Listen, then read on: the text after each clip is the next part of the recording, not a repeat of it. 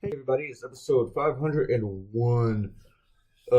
This June 7th, 2019, 7:51 p.m. I am at Amanda's house, and I don't think her or Olivia know that I am making a video right now. They are downstairs, and she's on the phone with her mother, and so nobody knows what I'm up to. This is one of the cartoons I sent to CNN yesterday. I think I sent them 9, and they liked the very first one I sent them, but then they changed their mind. Because I said, let's see a few more uh, ideas on some of these other subjects. So I threw this one at them, and I did not think that they'd pick this one, and I was right. And I was fine with that, because I thought, hey, I'm going to draw this one for my syndication and the blog and everything. And it's done pretty well on social media. It's getting a lot of comments and reactions and everything.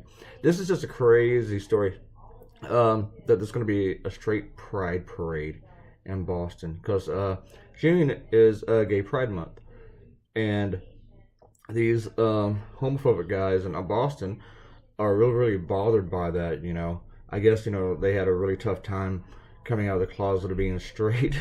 And they felt like they've been persecuted for being straight all their lives or whatever. Discriminated against with jobs because you're straight. They haven't had the same salary. There are nations that where it's illegal to be straight or something. Oh no, wait, no, that's true.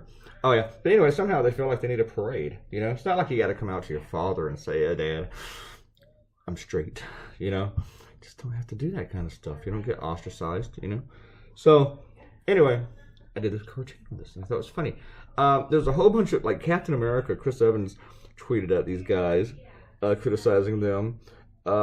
Someone tweeted that one of their floats could be the Axe body spray, because that's like the official scent of frat house douchebags. And they tweeted back, "We're going to be at the parade, but not that one," something to that effect. And then Smash Mouth, that band that did that song in the 90s, "Somebody once told me the world was going to roll me. Hey now, you're a rock star, you're an all-star." Yeah, they tweeted, "Straight Pride Parade. Fuck off." That was their tweet. And Stephen Colbert found that hilarious, and I found it on a few news sites too. Just so many people thought it was funny. Anyway, I'm going to try something here. I'm going to go back and look at the comments, and that might stop the recording, but if it does, I'll just keep resuming it. Okay, let's take a look. Robert Cortino said that with the last cartoon, with the cop being charged for not saving the students in Parkland, that they're probably going to have to find coma patients to be in his jury. He also commented that it looks like the president's ties, don't call him the president, Trump's ties are getting longer. My cartoons, it's really long in the CNN cartoon. Really, really long.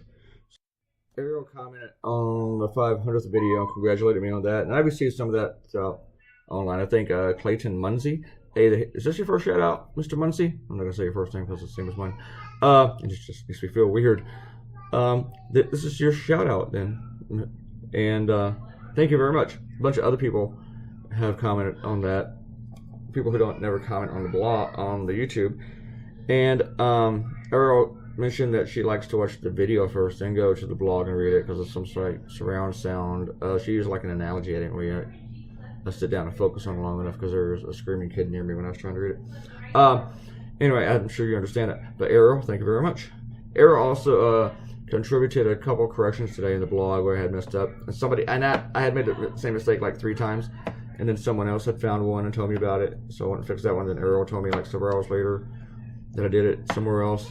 So it's the readers are really good at finding 1 or 2 mistakes when there's 6 or 7. So that's how it always goes. All right. Oh, and Amanda was talking about her goober kicking shoes, and Ariel had talked about it too, I think.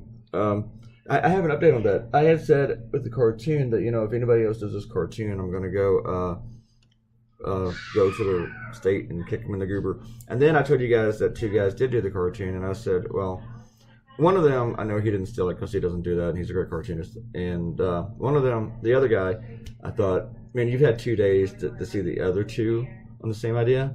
Why did you do it? Even if you had the idea and you sat on it, you should not have done it. You should just give up on it. And I'm going to stand by that in case he contacts me. I'm telling you, if you have an idea, somebody else does it, don't do it. Political cartoons. But the other guy, Rob Rogers in Pittsburgh, he messaged me today. And it was kind of "You bastard, I'm wearing some steel loincloth so you can't kick me in the goober." And I told him that I'd be right up there to do it if it wasn't for my bone spurs. But we had a conversation after that and realized we didn't have each other's email or phone numbers because we've been friends for probably 30 years or whatever. But it was really good to hear from Rob. That happens all the time, though, that cartoonists have the same ideas, that it just kind of coincides. I'm just saying that if you know somebody else did it, don't do it. Just lay off. I think Rob publishes on the same day as mine. And when I was talking about it, I didn't want anybody else to do it, that I go kick him in the groover. I didn't want anybody else to have the same idea as much. I mean, more so than I was worried about anybody actually stealing it.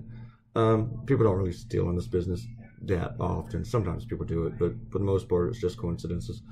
Or people just having the same ideas, thinking of it. And actually, I kind of expected somebody else to do it. That's probably why I said that. Nobody else better do it. I didn't want anybody else to do it. Hopefully, I was hoping that I'd do it first. No, I would just say I'm not going to do it now.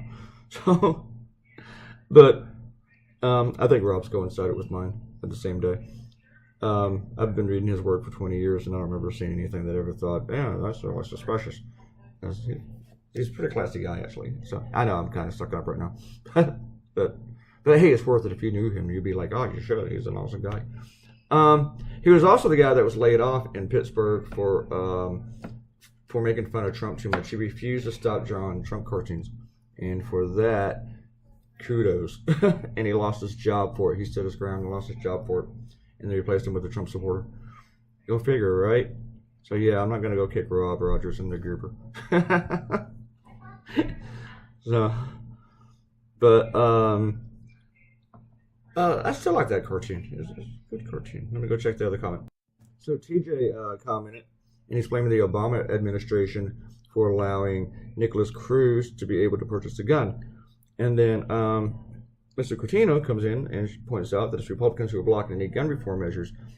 And then TJ replies to that. TJ was complaining about how the Obama administration, their laws allowed the killer in Parkland to buy his gun. He went on to say, the right to own a gun is enshrined in our Constitution.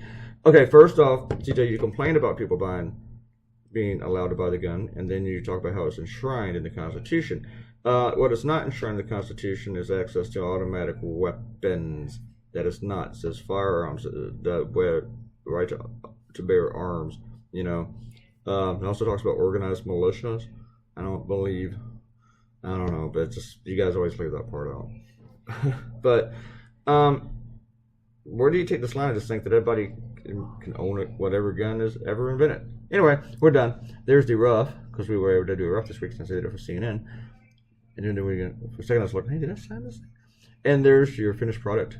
I enjoyed doing this, and I finished it right before I got on the train this morning. By the way, I missed that train, the first train, by a second. I was validating my ticket, and the door shut, and it went choo-choo down the track. Anyway, but I jumped on the next train within the next 30 minutes, and I'm here in Woodbridge. Leave a comment, you get a shout out, click the red button, become a subscriber. After 500 videos, it's about time for you to subscribe to Kevin. Goodbye.